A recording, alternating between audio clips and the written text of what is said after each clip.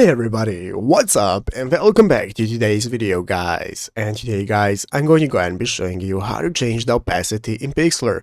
This is a very simple thing to do guys, so make sure to watch this quick and easy video till the very end, follow my steps correctly so you can make sure this works the same for you and that you can do this yourself.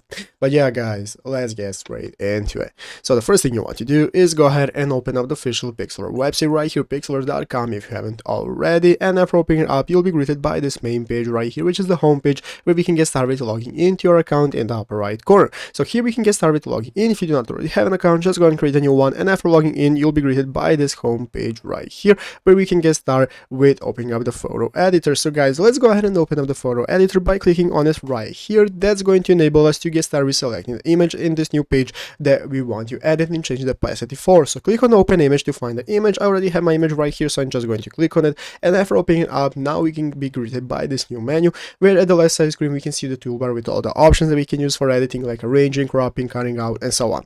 So let's go ahead and see how to change the opacity of our picture and text. So guys, if you want to go ahead and add text to your image, the first thing we want to do is go and find the text option right here at the left side of the screen. Here you want to go ahead and click on that, and now in this new menu that appears, you want to go ahead and add the new text. So I'm going to go ahead and add the new text. As you can see, here is our new text box that we have added that we can now change the opacity for. And guys, as you can see in this new menu that's going to enable us to edit and manage our text, we have the opacity option. So what you want to do is click on this slider right here and then drag it to reduce the opacity as much as you want. And once you have got your desired opacity, you can just leave it there and it's going to look like this on your image now.